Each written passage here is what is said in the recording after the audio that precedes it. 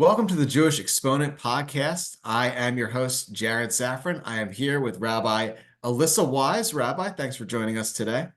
Thanks for having me. Rabbi Wise is how would you describe yourself? An activist for, how would you describe Yeah, it? thank you. Yeah, I mean, I see myself as primarily a rabbi, right? Yeah, Someone who's devoted myself to serving the spiritual and moral health of the Jewish people. right. And I'm also an organizer Yeah, for justice and liberation for all people. yeah. And for 2 decades, you have been an activist for the Palestinian cause in the Philadelphia area and even nationally. I know you've done some interviews, appeared in some articles. So, yeah. Yeah, Um, you're currently with Rabbis for Ceasefire, a group that has organized against Israel's actions right now in Gaza. right. Before that, you were with Jewish Voice. You were a leader of Jewish Voice for Peace, which supports the boycott, divestment, and sanctions movement Yeah. from Israel. Yes. Yeah. So I saw you speak at the Palestinian Day of Solidarity at the Art Museum steps in Philadelphia. Yeah. Afterwards, I approached you, I interviewed you. We talked about some of the positions you took when you were at the podium. I found them worth discussing. I pushed back on some of them. Yeah. And I thought it was a good conversation. And I wanted to essentially bring you on this podcast to have it here. But Great. before we start on those, because I do think that perspective is valuable for our audience to get. I mean, it's maybe not one they hear quite as often. But before we Yeah. start with that, just tell me, how did you get involved with these efforts a couple decades ago? Yeah, thank you for asking that. I was hoping to get a chance to tell a little bit of my story. I actually was raised in Cincinnati, Ohio, in Yeah.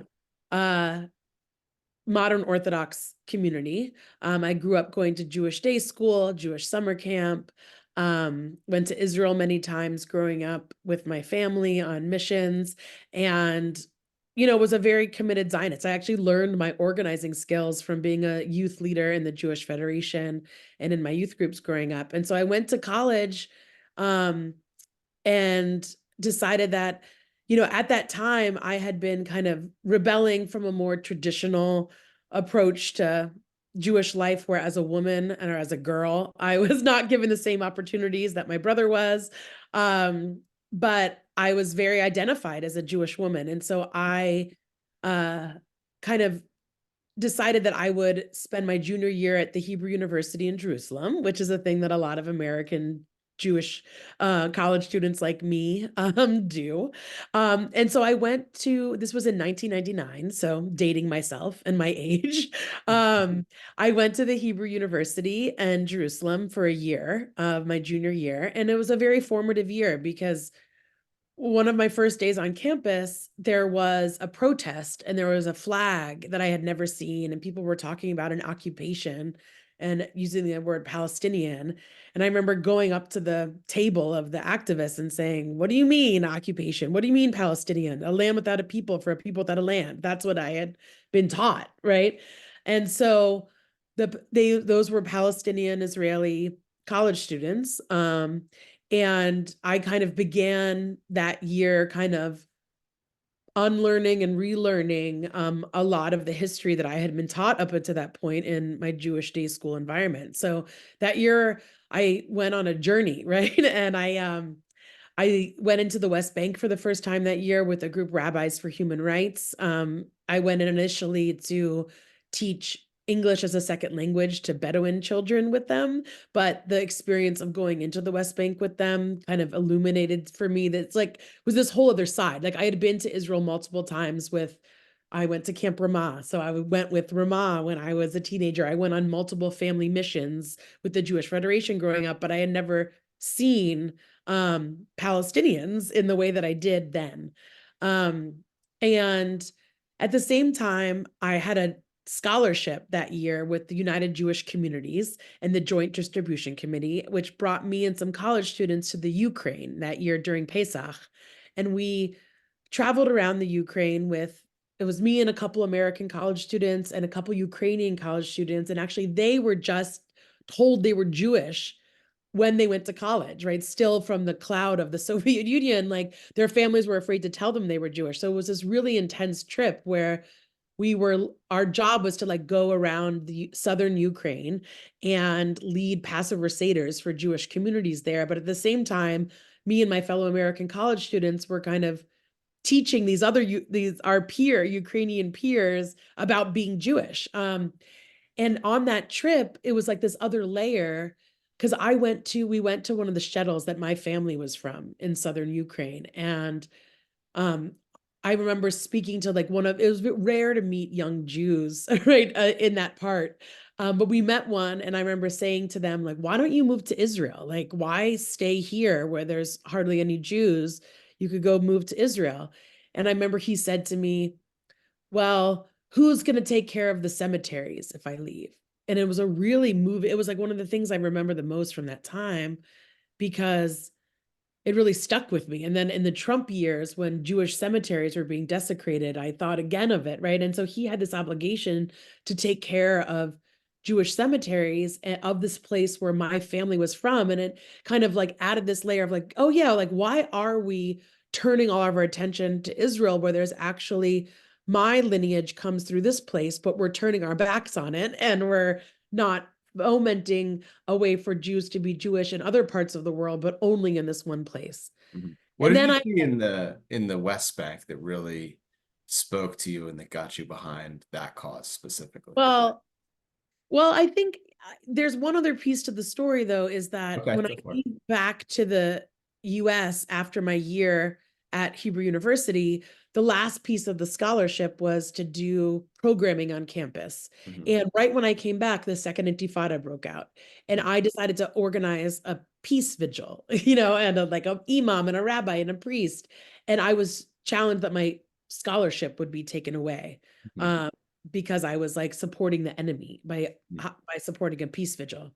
And so I think that those three experiences of like understanding the West Bank, like the extreme poverty, like the Bedouin community that I was working in, were living in like corrugated cardboard buildings. Like there weren't even buildings. They were just Right. made out of like kind of garbage that they were then being forced to live in. And I first saw kind of checkpoints and the way that the Israeli military was operating in the West Bank. And then the other layer of kind of the ways in which the history of Jews and the legacy, of the Holocaust and my own family's history was kind of being um, there's the cultural kind of victims of Zionism and the focus on Israel. And then the final piece of like that, the community that raised me and that was giving me the scholarship was saying that like, and a vigil for peace was undermining Israel. It didn't make sense. Like I was very naive at the time of Right. understanding why that peace vigil would be so threatening.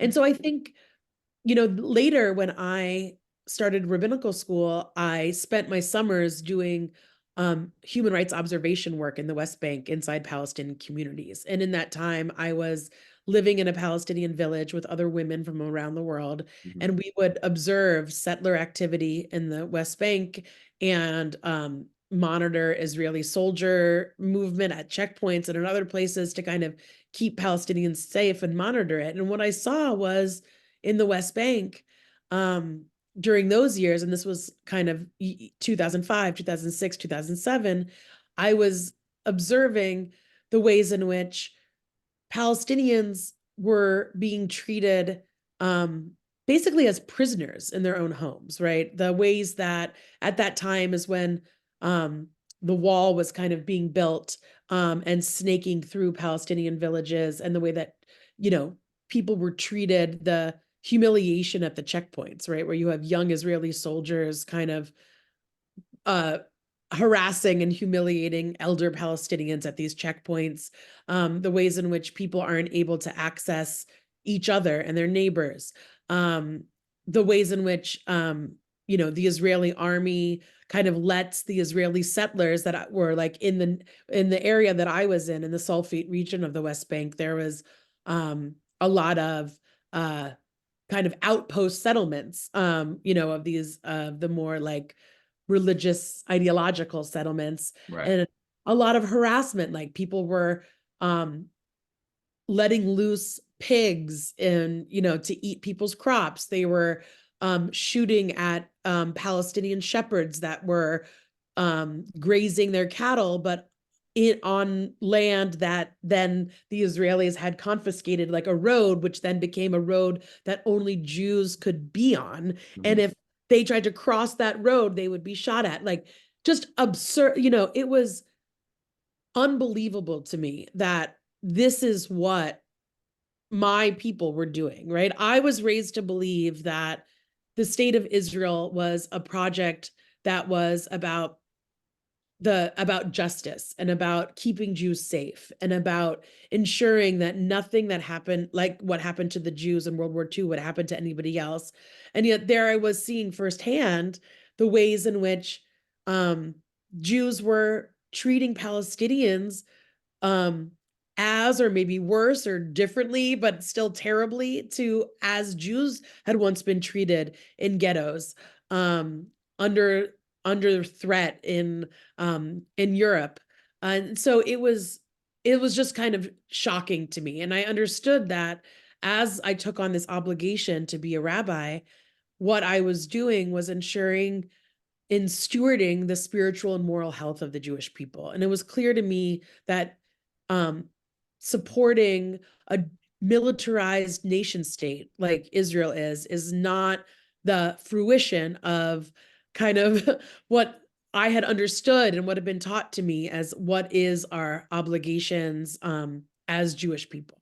And you have taken up this Palestinian, I guess, anti-Zionist would be a good way to describe it, cause throughout your adult life. You've Yeah, been out there since the October 7th attack, since the outbreak of war in the Gaza territory. You did an interview on Democracy Now!, the independent left-wing news show. yeah, You were at the Palestinian Day of Solidarity. You were at the 30th Street Station yeah, ceasefire rally that drew thousands of people.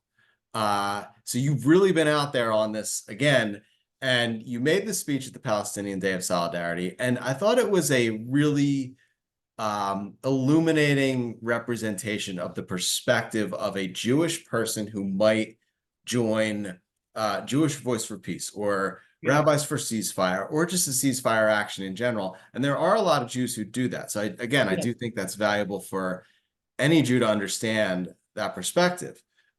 So the first point you made that I thought was worth exploring was the you believe that there's a separation between Zionism, the political movement, and the Jewish religion. yeah, Um, and I push back on that, saying, well, the Torah, if you can read it and interpret it in a certain way where it says that we are moving toward a promised land, and isn't yeah, Israel the literal manifestation of that suggested promised land or stated promised land?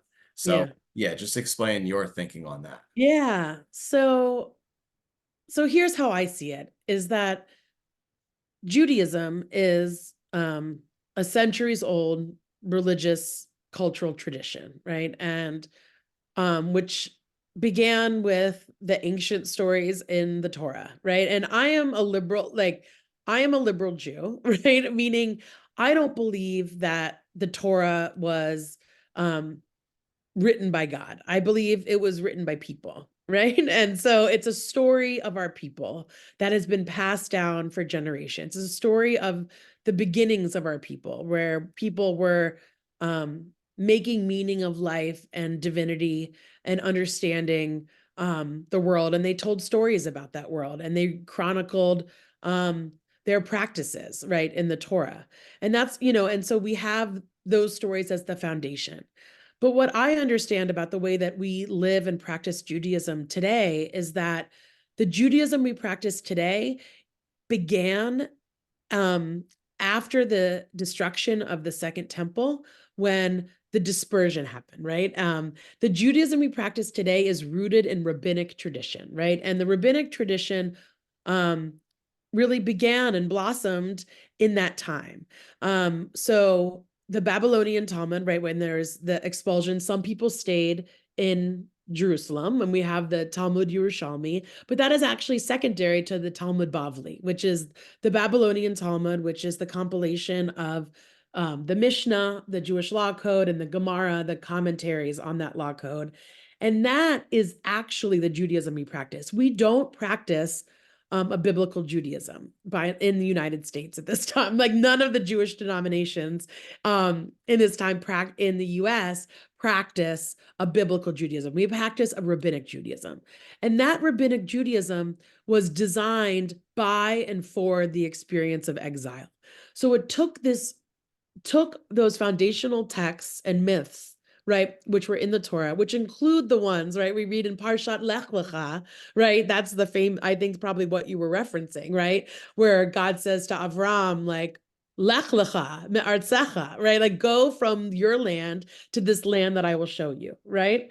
And I will make you a great nation, and I will bless you and make your name great. And Yeah, you it's shall mentioned many times, as you know. Yes. Yeah. Yes. And so the first mention of it, right, is in Right. Breshit in Parshat Lech Lecha. Right. And so that becomes what I understand is like a core spiritual metaphor that the rabbis kind of continue to work with. Then the Jewish practice becomes this experience of understanding that the human position, right? And the way that you're a person is having this sense of exile and separation, right? And that is baked into Judaism. Like we don't believe we are in the time of the Messiah, right? The Mashiach has not yet come, right? We are not in messianic time, right? We are very much in Olam Hazeh,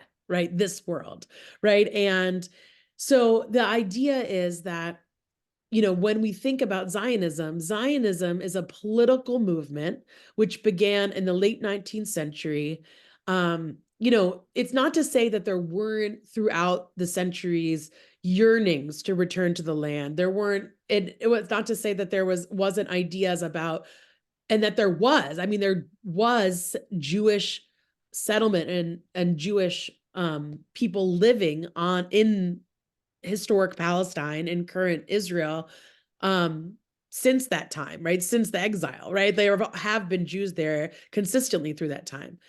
But Zionism as a political project to realize a Jewish nation state, which is a conception of how to formulate like a population and a sense of identity that is contemporary, right? That to put on the idea that the biblical text and Lech Lecha, it says like, I'm going to take you to this land and make you a great nation, is referring to what was a very modern idea of what a nation state was, right? Like Israel, this idea of Zionism, when it began from, right, Theodor Herzl, right, is the famous father, right, of political Zionism.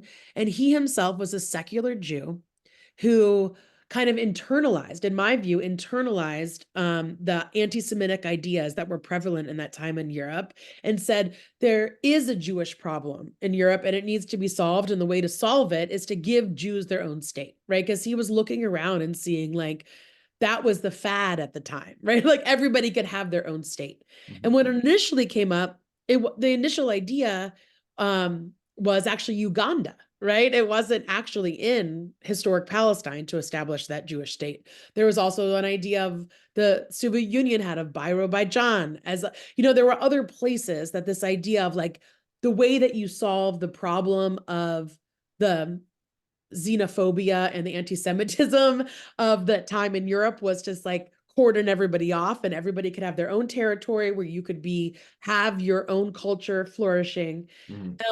And that's a very modern idea. So I think it's actually it's problematic to put that idea of how the world was organizing itself in the late 19th century onto the biblical narrative. Like that doesn't make sense to me.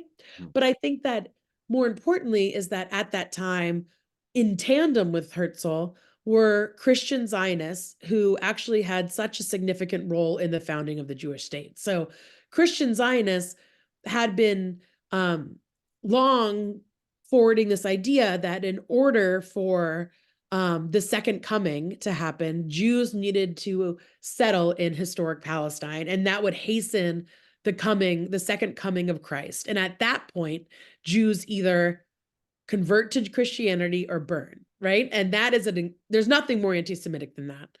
And that actually was, in my view, kind of a really important reason why the Jewish state ended up being founded.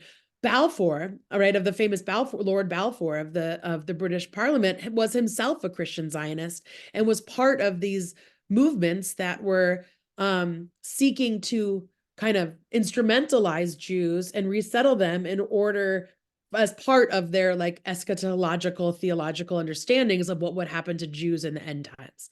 So this was like from the beginning, that was the case. And when the World Zionist Congress started to meet, and these ideas of putting together a Jewish state that would live by the sword, right? Like that was the idea from the beginning. It would be a militarized state. This was not about, and Herzl himself was secular and actually took a long time to bring religious Jews into the idea of Don't you having a think state. Herzl, he was secular, don't you? And maybe he wasn't thinking of Israel at first, but he was thinking of this idea of a promised land, was he not? And this idea of a promised He was land. thinking of a Yeah, Jewish state. I don't think he was thinking of a promised land. It was very particularly about a Jewish state. It was yeah. about territory. It was about control and power, and a sense of like having their own place, for Jews to have their own place, to live as Jews in like Yeah. isolated, right? I shouldn't And have said thinking because I don't know what was in Theodore Herzl's mind, but what he was trying to build was a sort of promised land where Jews could live in safety and prosperity, I just think similar like to the land promised land is alluded to in the invoking a Torah. biblical idea, which I don't Yeah, think was part of Herzl's imagination. He right. adopted it as a PR strategy Yeah. because it was a way for him to onboard religious Jews into the idea of Zionism, but it wasn't his initial conception. And I think that But it is an important part of the religion, though, is it not? it's, I think that the You idea, follow the word of God, I'll make of you a great nation. yes, yeah, I think that Land flowing with milk and honey yeah, is the listen, line there often. are Yeah.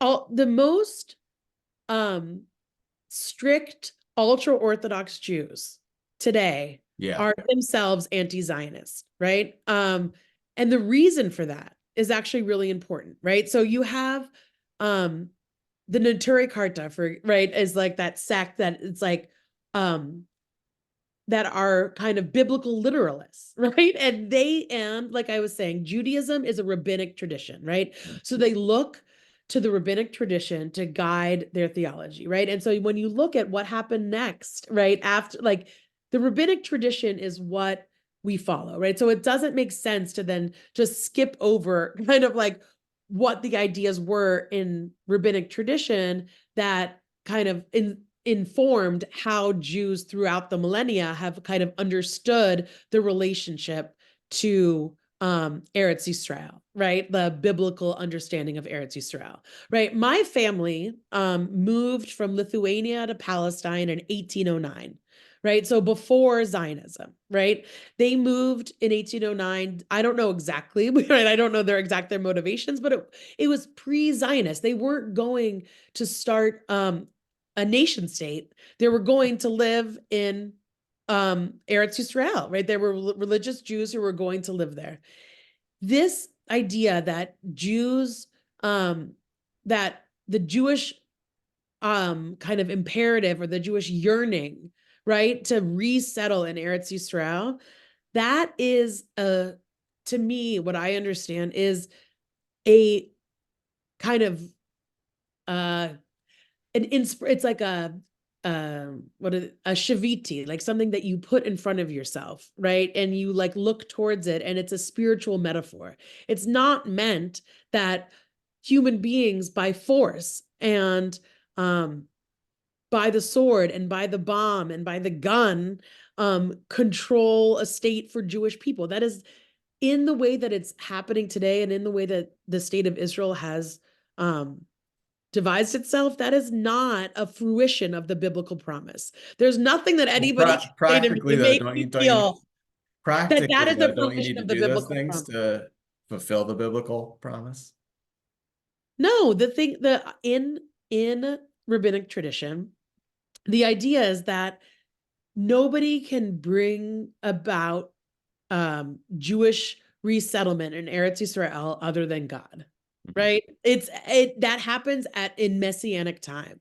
It doesn't happen by human will, right? That's the core root of like the ultra Orthodox anti-Zionism, right? Is that human beings are not the ones to return the Jewish people to the land. Yeah. God is, right? And so very fundamentally, what I believe is that Zionism is antithetical to Judaism. It's not just that it's like um, another different stream, it undermines, right? It actually fundamentally undermines the idea, um, within um, Jewish practice for millennia that God is the one who redeems the Jewish people, not human beings, not by the sword. And the idea that, I think that's one thing. It's like thinking about what is the relationship of the current nation state of Israel to that biblical promise. It feels like um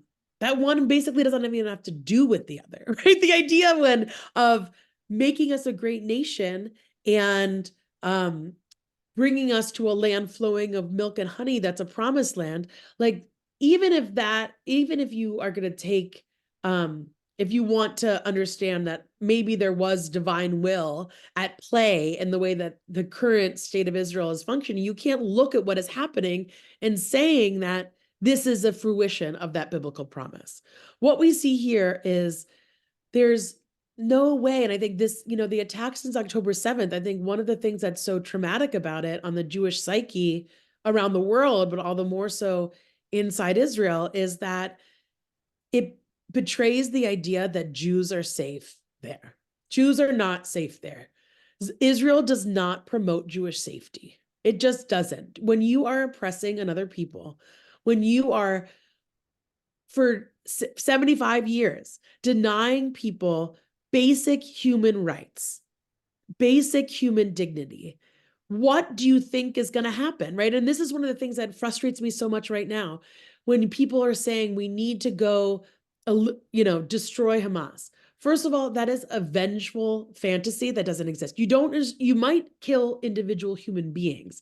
You don't destroy an idea, right? The idea is that Israel is oppressing your people, right? And we know that Hamas recruits people for their military wing from people whose family members have been killed by Israel.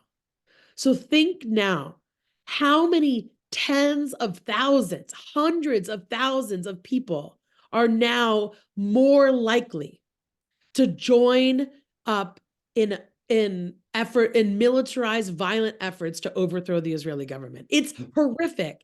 It's outrageous, and it's mind-boggling to me that people think this is what Jewish safety looks like. And that does bring us to the next claim that you made that I wanted to explore, which was that after the Holocaust, there was this belief that Jews needed their own state to be safe because the world turned its back on the Jews.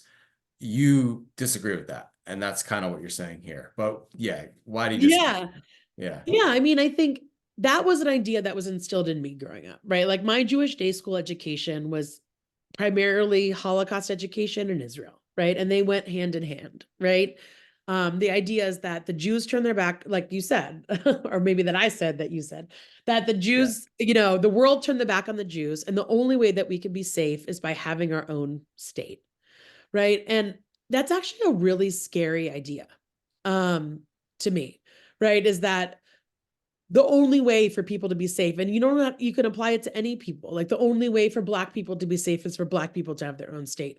The only way for Latino people is for Latino to have their own state, right? Like what kind of world is that? Right. And I think that what I've seen is in my own life, right, is that since I've been able to unlearn that idea, right? I grew up in a very insular Jewish community. I didn't know many people who weren't Jewish growing up. Now my life is full of relationships with people across race, across ethnicity, across faith. And that makes me feel safer. The fact that I know that I have, um, when there have been these horrific anti-Semitic attacks, like at the shooting at the Tree of Life Synagogue in Pittsburgh, my phone was ringing off the hook from Palestinian friends, from Black friends, from Christian friends that saying, what can I do? What do you need? Right? That's how you build safety, is by having relationships of mutual care and mutual dependence. I think And there's truth in that. but Jewish history even betrayed, Yeah, I just want to say one other thing is that sure. when you look at Jewish history, right? And you think about where have Jews flourished and where have Jews suffered? Jews have flourished, for example, in the time of Muslim Spain, when there was, that was a time of cultural flourishing for Jewish people and for Muslim people. It was a time where Jews weren't the majority, but they were kind of a minority in a community where they had relationships between um, between people across faith, with Christians, with Muslims. And it was a time of like great cultural and philosophical and flourishing in that time, up until a certain point, right? Where then it went, when things changed. Right. Um, But and things but I think change. that, Doesn't like, that when make the you look point at though in history, favor there's of a time when you see people living together collaboratively, cooperatively, in a space of mutual dependence, that's where you see flourishing. yeah, but When it's you see hard. That is separating that people into is that is ghettos. hard to maintain though, right? Because you just said it yourself. Things did eventually change there. Things have often changed against Yeah. Jews throughout history. So I Yeah. think that's the argument in favor of Israel. Also, another thing I'll say is But it's there were like, do more you than really have there were more than ghettoized 16 people? million Jews before the Holocaust. There were Yeah. 11 million something after the Holocaust. Um, the Jewish population has grown back now to more than 15 million people. Doesn't that make the point that Jews have been safer since World War II, since the creation of Israel in 1948? Um, I don't, I don't know that I would say, I don't The know United about, States sure as I hell. don't know. I don't know if Yeah. that's like causation or correlation. I think that the idea that ghettoizing people into their own states or to their own quarters is what promotes Jewish safety, I don't think is true, right? I think here Yeah. in it's a weird argument to make for the two of us sitting here in the United States, right? We're sitting here in what is theoretically, right, a multiracial democracy. I don't think we've totally gotten there yet here in the US, but we in the like are the Jews have flourished here, Mhm. like American Jewish, like all of us and probably most of the people listening to this podcast, right, have came to the US from somewhere else, fleeing persecution, right? That's most Jews' Mhm. story, right? That we fled persecution and came to the US, where we have thrived Mhm. as a people, right? And this is a place where there is um diversity, right? And where there is flourishing. And so I think, like, I don't think that it makes sense to me to then say the idea is to ghettoize Jews in Israel and separate them from the rest of the world. I think that the idea that that is what will ultimately keep Jews safe is, I just think it's wrong, but I also think it's um, kind of immoral, right? That there's a way in which ghettoizing people, it, if we do it to Jews, we have to do it to everyone else. And that's not a world I want to live in. I don't want to live in a world where everybody just has their little quarters. Like, I like to live in a place where I'm Jewish and my neighbor is Christian and my neighbor is Buddhist, my neighbor is Hindu, and we share traditions and we learn from each other and we support each other to celebrate our holidays together. And how our non-Jewish friends in the community have rallied around supporting us in times of oppression and celebrate us in times of joy. And like, that's the world I want to live in, and that's the world I want to fight for. And I think Zionism stands in opposition to that kind of world.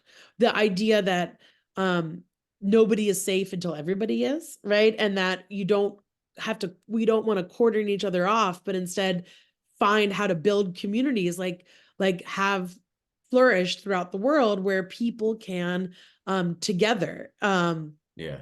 I think live no, in. I think that's ideal for sure. But if your neighbors are all Jewish, let's say you live in, like an Orthodox community per se Yeah. in the United States, um, isn't it easier to defend yourself? Why? I mean, that, no. I mean, I don't think so. Like, I think, like, Because your neighbor could turn on you if they're not Jewish. I mean, why? I obviously mean, like, your not, neighbor but could turn on you even if they yeah, are Jewish. Like, that's true for other reasons. there's Yeah. no guarantee. I mean, to me, the thing is a shared values, right? My values are how I figure out who I am friends with and who I live Yeah. with and who I make, right? And my values are, um, like, what I believe is that Jewish safety doesn't work if Palestinians are unsafe. My safety as a white person in the US doesn't exist if Black people aren't safe, right? It doesn't, like, nobody can have safety without the safety of the other. And like, my belief is interdependent. So Mhm.